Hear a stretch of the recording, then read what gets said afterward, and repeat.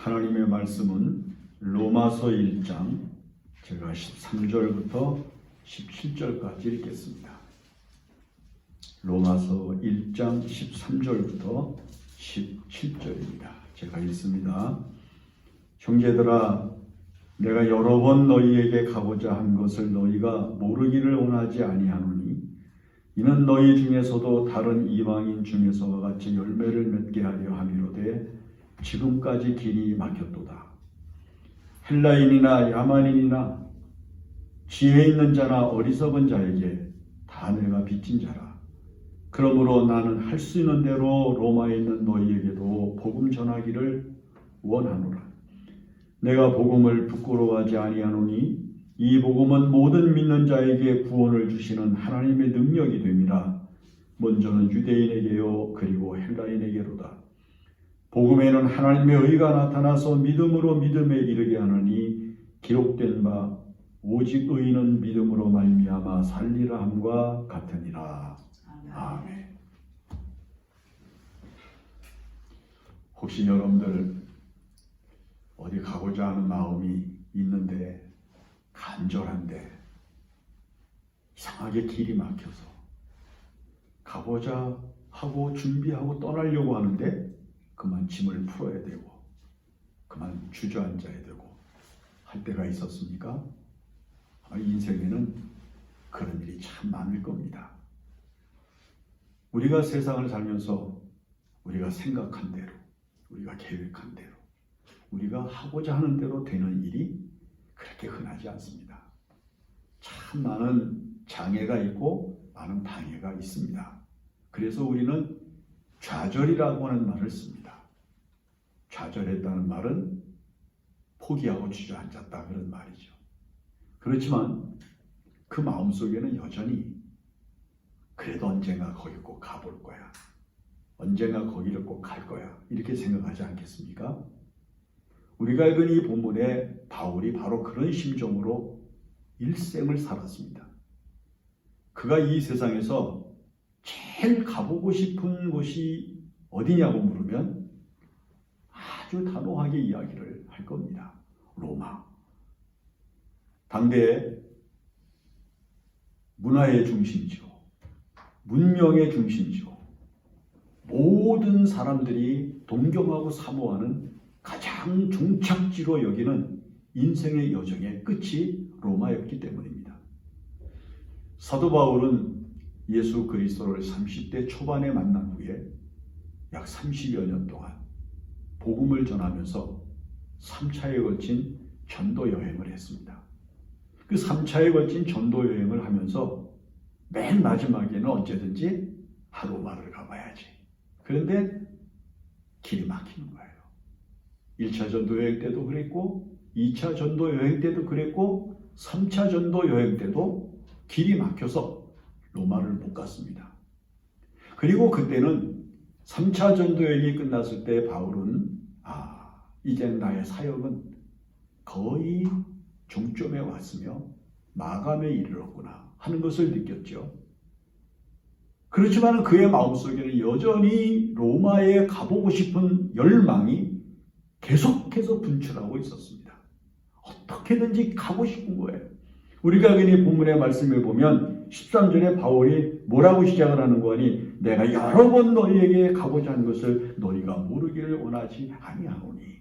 내가 너희에게 얼마나 가고 싶어 했는지 아냐? 그러면서 그 뒤를 이어서 마지막에 뭐라고 얘기를 하는 거니? 지금까지 길이 막혔도다. 그럼 사도 바울이 포기했습니까? 사도 바울은 포기하지 않았죠.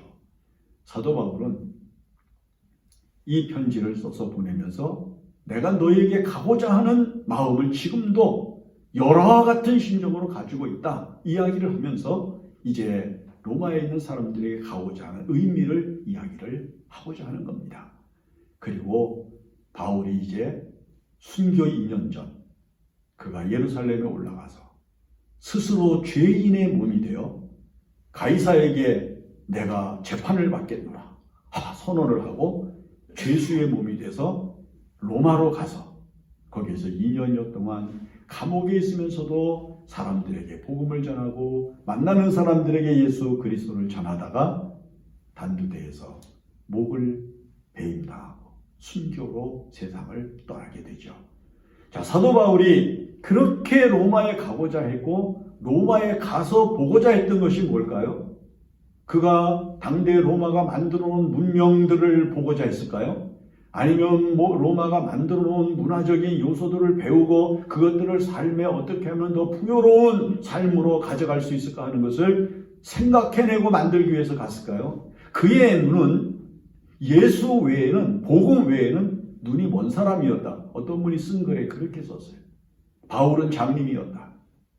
오직 예수 외에는 모든 것이 보이지 않았다. 여러분, 사람이 여행을 하고 어디를 간다고 하는 것은 그곳에 아름다운 거, 훌륭한 거, 좋은 것을 보고자 해서 가는 것인데 바울은 3차에 걸친 30여 년에 걸친 전도 여행을 하면서 장님으로 살았다.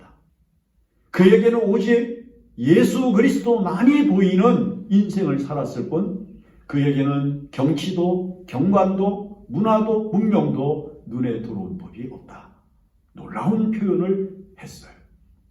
이 사도 바울이 그 로마에 가고자 했던 것은 무엇을 얻고자 하는 것이 아니라 자기 속에서 불같이 타오르고 있는 복음, 예수 그리스도에 대한 이야기를 그들에게 전해주고자 하는 뜨거운 마음이 있었기 때문입니다. 여러분, 왜 교회가 요즘 힘을 잃었다고 얘기를 합니까? 예수 얘기 안 하고 교회 얘기를 하려고 해서 그래요. 복음의 본질인 예수 얘기를 하려고 하는 것이 아니라 사람의 이야기, 교회의 재미있는 프로그램 이야기, 교회의 구조적인 이야기를 하려고 하니까 복음이 힘을 잃는 거예요. 만약에 우리가 정말 예수 그리스도에 대한 뜨거운 마음과 소명을 가지고 복음을 전하고 예수를 전하고자 하는 마음을 가지면 제가 생각할 때 한국교회는 다시 불같이 타오를 수 있어요. 예수를 전하는 것이 우리의 소망이죠. 바울은 지금 그 마음을 가지고 내가 로마에 가고 싶은 마음을 갖는다. 그래서 어떻게 해서든지 가고 싶은데 갈 수가 없으니까 스스로 죄수의 몸이 돼서 로마를 가는 상선을 타고 그들과 함께 로마를 향해서 가다가 풍랑을 만나서 죽을 고비도 넘기지만은 결국은 가이사 앞에 서게 됐던 거죠. 그러면 그가 그렇게 전하고자 했던 이 복음, 로마 사람들에게 반드시 전해주고 싶고 들려주고 싶고 알려주고 싶은 이야기는 예수 그리스도에 대한 이야기였는데 그것을 이 본문의 말씀은 사도 바울을 통해서 복음의 의다 이렇게 이야기를, 하나님의 의다 그렇게 이야기를 합니다. 여러분, 내 의로 가는 게 아니에요. 어느 분이 쓴 글에 보니까 죄를 지었기 때문에 지옥에 가는 것이 아니다 라고 하는 글을 제목으로만 썼어요. 난 그 내용은 보진 않고 제목만 보고도 그분의 의도를 알 수가 있었어요. 여러분, 죄 때문에 지옥 갑니까? 죄를 지었기 때문에 지옥 갑니까? 아니에요. 죄 때문에 지옥 가는 게 아니라 죄를 지었기 때문에 지옥 가는 것이 아니라 그 죄를 속하신 복음이 되시는 예수 그리스도를 믿지 않기 때문에 지옥 가는 거지 죄 때문에 가는 게 아니에요. 이 세상에서 죄 없는 사람이 누가 있으며 죄인이 아닌 사람이 어디 있습니까? 다 죄가 있고 다 죄인인데 우리가 구원을 받고 지옥에 가지 않게 되는 이유는 단 한 가지예요.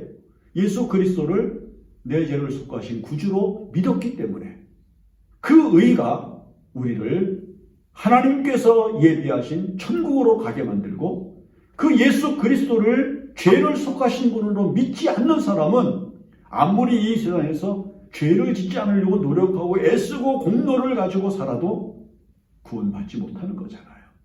이것이 바로 우리 기독교의 믿음이며 이것이 기독교의 진수입니다. 예수님이 이 세상에 왜 오셨습니까?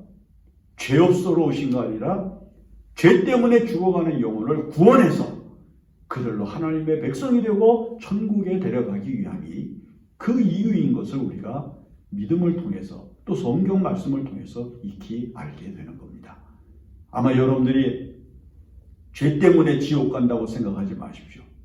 여러분, 이 세상의 다른 모든 종교를 가지고 있는 사람들이나 신앙이 없으면서도 도덕적으로 사회적으로 깨끗하게 살면서 예수 안 믿어도 당신들보다 나아 이렇게 이야기하는 사람들이 결코 구원을 받을 수 없는 이유는 그들은 결코 이 죄로부터 자유하지 못하고 벗어나지 못하기 때문인 것을 우리는 알 수 있습니다.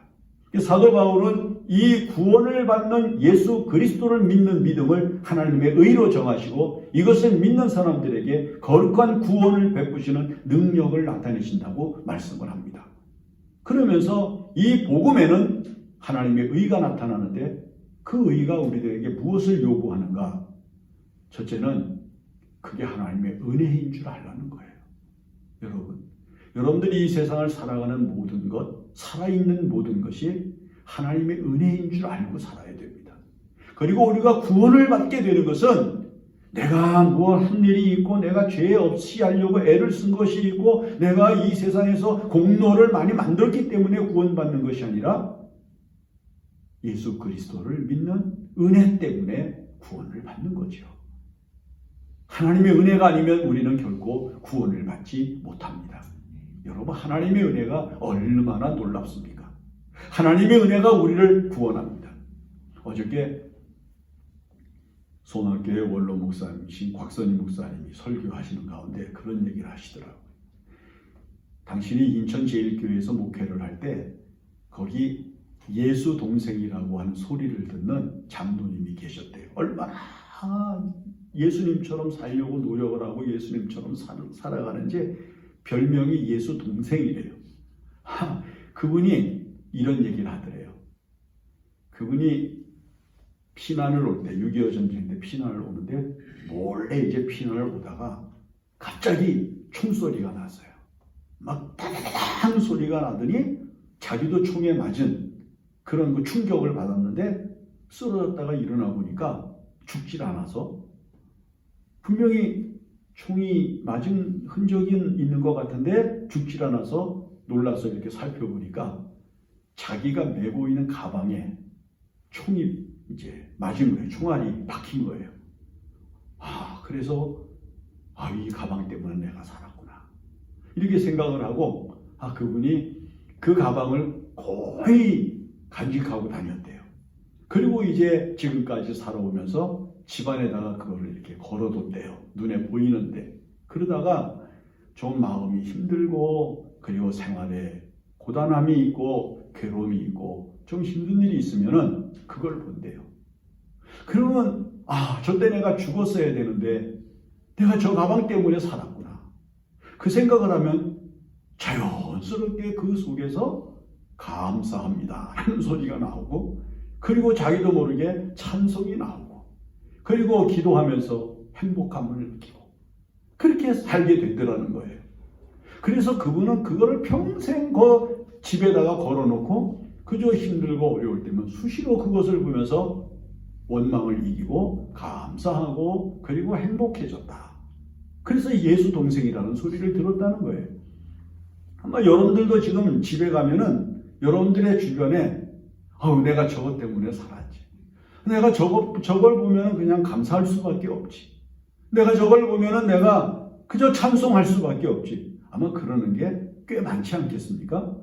여러분, 그런 것들을 여기저기 눈에 잘 띄는 곳에다가 이렇게 걸쳐놓고 놓아두고 좀 힘들고 어려운 일이 있고 마음속에서 불평과 원망이 일어나려고 하면은 가만히 그걸 좀 들여다보세요.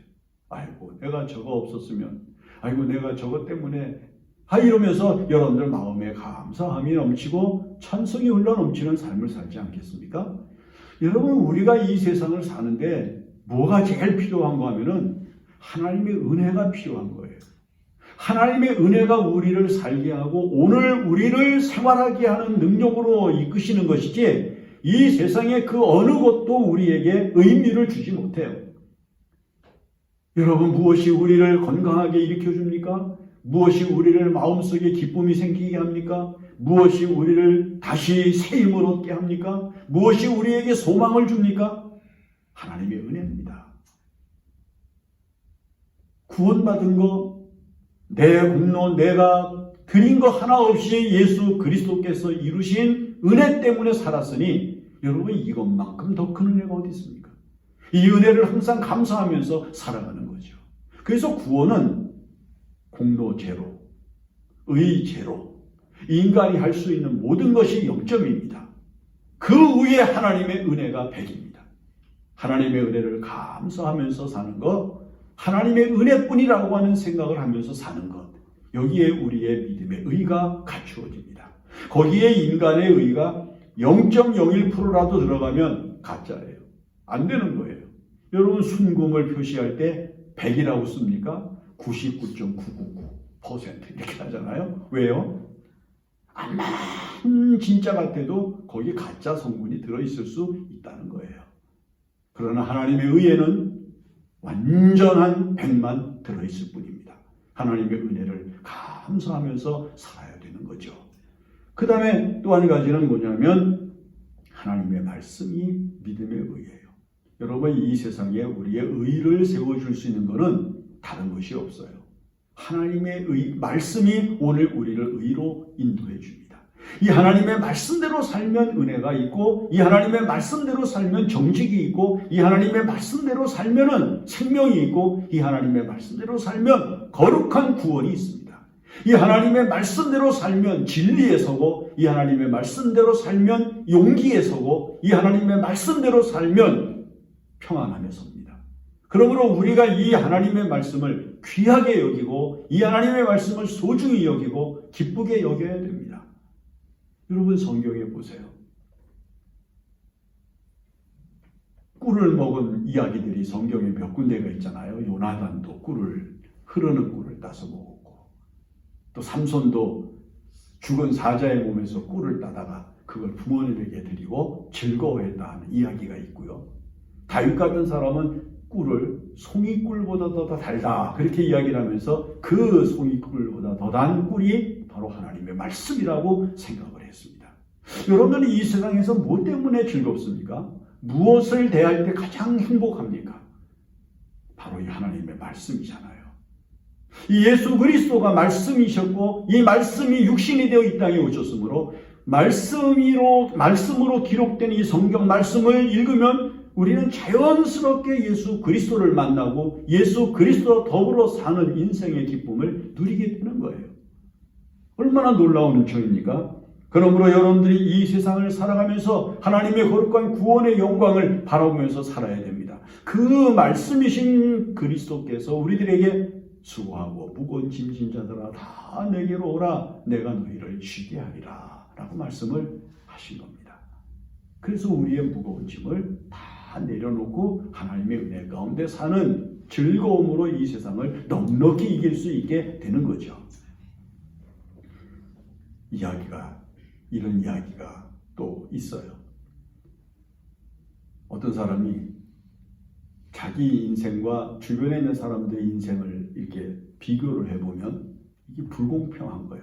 다른 사람은 건강한데 자기는 약하고, 다른 사람은 이쁜데 자기는 덜 이쁘고, 다른 사람은 큰데 자기는 적고, 다른 사람은 환경이 좋은데 자기는 나쁘고, 여러 가지를 생각해 보니까 사람들이 다 그래. 자기만 그런 게 아니라 이 사람도 그렇고 저 사람도 그렇고 다 다른 거예요. 그래서 이 사람이 하나님 앞에 하나님이 창조하신 이 세상을 아름답게 하셨다 그러면서 왜 이렇게 사람마다 다 불평등합니까? 불공평합니까? 그러면서 원망을 했더니 하나님이 이 사람 데리고 요단강가에 갔대요. 요단강에 가서 이 사람을 세워놓고는 자 봐라. 그래서 보니까 요단강가로 다 오는 사람들이 참 많은데 이 사람들이 전부 십자가를 지고 있는데 보니까 십자가를 전부 요단강가에다 내려놓고 요단강을 건너가는 거예요. 그러니까 요단강가에 왔다고 하는 말은 뭐예요? 죽었다는 거예요. 그래서 이제 죽음의 강을 넘어서 이제 저쪽으로 건너가야 되는 거예요. 거기서는 죽을 때는 십자가를 다 내려놔야 되니까 내려놓으려는 거예요. 그런데 메고 온 십자가가 다 다르더라는 거예요. 크고 작고, 그 다음에 험하고, 그 다음에 아주 매끈하고 여러 가지 형태로 사람마다 다 다른 십자가를 지고 오더라는 거예요. 참 이상하다. 사람마다 지고 오는 십자가가 다 다르네. 그렇게 생각을 하고 있는데 하나님께서 그 사람 앞에 저울을 갖다 놓으시더니 그 십자가들을 한번 전부 달아보라고. 그래서 작은 것도 달아보고 큰 것도 달아보고 뭐 긴 것도 달아보고 별별 종류에 있는 십자가 사람들이 내려놓고 간 걸 다 달아보니까요. 그런데 놀랍게도 무게는 똑같더라는 거야. 여러분, 어떤 때는 말이에요. 십자가가 크면 불편하잖아요. 길면은 작은 것보다 불편하지 않겠어요? 여러분, 우리가 살아가는 이 세상의 사람들 돈 많으면 행복해 보여요? 아니야. 돈 많은데 왜 그렇게 많은 가정의 불화가 일어납니까? 왜 그렇게 많은 범죄가 일어납니까? 건강하면요 사람들이 다르게 잘 살까요? 건강하니까 죄 더 많이 짓는 거예요. 악한 일을 더 많이 하는 거예요. 고난의 차이가 있는 거예요. 예쁘고 아름답게 미인이 되고 미남되게 만들어줬더니 그 인물을 가지고 나쁜 짓 하는 거예요. 이게 다른 사람에게 영광이 되게 하지 못하고 오히려 불의를 일으키고 다른 사람들에게 상처를 주는 거예요. 다른 사람보다 뛰어난 재주를 주었는데 그 뛰어난 재주를 가지고 인류에 봉헌하고 그 다음에 힘들게 사는 사람을 도와주는 능력을 삼는 게 아니라 그 재주 가지고 나쁜 짓 하는 거예요. 여러분, 이 세상에요. 사람들이 눈에 볼 땐 다 불평등하죠? 불공평하잖아요? 그런데 하나님은요. 뭐는 똑같이 주셨는가? 값은 똑같이 주셨다는 거예요. 인생의 무게는 똑같다는 거예요. 들여다보면 이 사람은 이것 때문에 무겁고 이 사람은 저것 때문에 무겁고 저 사람은 그것 때문에 무거운 거 다 차이가 있는 것일 뿐 인간은요. 당하는 고난과 괴로움은 다 똑같아요. 눈에 보이는 모든 것들은 차이가 있는지 몰라도 그 인간이 이 세상을 살아가면서 죄 아래 사는 인생이라고 하는 것 자체를 통해서 나타나는 모든 고난은 무게가 똑같다는 거예요. 여러분 그런 줄 아시고 다른 사람 보면서 나는 왜, 우리는 왜 그러지 마시고 그래 너나 나나 똑같고 당신은 그것 때문에 힘들고 당신은 저것 때문에 힘들고 나는 이것 때문에 힘드니 쌤쌤이다 이렇게 생각을 하고 감사하는 마음으로 살아야 됩니다. 예수님이 우리의 십자가를 그 십자가를 다 내놔라. 내게 맡겨라. 내게 지어라. 내가 지고 가준다. 여러분 이렇게 말씀하시는 소리를 들으면서 우리 모두가 그리스도 안에서 말씀으로 오신 주님을 마음에 모시고 언제나 평안하게 인생의 길을 걸어야 되죠. 그 다음에 마지막으로 믿음입니다. 예수를 믿으면 구원받고 예수를 믿지 않으면 천하 없는 공로가 있어도 구원 못 받습니다.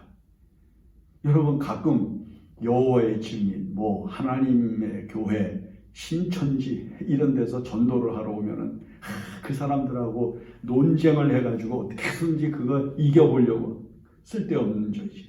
제가 어떤 사람들한테 그렇게 얘기를 해요. 그 사람들이 와서 집요하게 전도를 하려고 그러면 어떻게 하느냐고. 딱 한마디만 하면 돼. 예수 바로 믿고 지옥 가지 마세요. 여러분 이렇게 얘기하면요 그냥 가요. 논쟁을 하면 이 사람들은 대들어요. 끝없이 말싸움 하자고 더 앞으로 밀려 나와요. 그런데 무슨 얘기를 해줘야 되나? 예수 바로 믿고 지옥 가지 마세요. 그 사람들은 지옥이라는 소리를 안 쓰거든. 여러분 우리가 이 세상을 살아가면서 왜 믿어요? 지옥이 있기 때문에 믿는 거예요. 천당만 있으면 안 믿어도 돼. 근데 지옥이 있으니까 지옥에 안 가야 되겠으니까 예수 그리스도를 믿는 거예요. 예수 그리스도가 지옥문을 딱 가로막고 너 나 믿으면 여기 안 들어갈 수 있는데 어떡할래? 그럼 믿어야죠. 여러분 이게 구원이에요. 우리가 이 세상을 살아가면서 무엇에서 위로를 얻습니까? 예수 그리스도를 믿음으로 천국 가는 소망 때문에 이 세상이 아무리 힘들고 이 세상이 아무리 어렵고 이 세상이 아무리 괴롭고 복잡해도 마음으로 믿음을 가지고 자기 영혼을 추스리면서 또 새 힘을 얻고 소망 가운데 살아가게 되는 거죠. 여러분들 모두가 믿음에 굳게 서서 하나님의 의를 이루시기를 바랍니다. 믿음이 있는 사람만이 구원을 받고 마지막 하나님 앞에 섰을 때 부끄러움을 당하지 않게 하셨기 때문입니다. 기도하죠. 고마우신 하나님 은혜 감사합니다. 늘 소망을 가지고 살게 하시고 예수 그리스도를 구주로 잘 믿어서 지옥 가지 아니하고 영생을 얻는 거룩한 은혜에 참여케 하여 주시옵소서. 하나님 아버지, 죄 때문에 지옥 가는 것이 아니라 예수님을 믿지 않았기 때문에 지옥 가는 것을 바르게 알고 예수 잘 믿는 저희들 되게 하여 주시옵소서. 예수님의 이름으로 기도합니다. 아멘.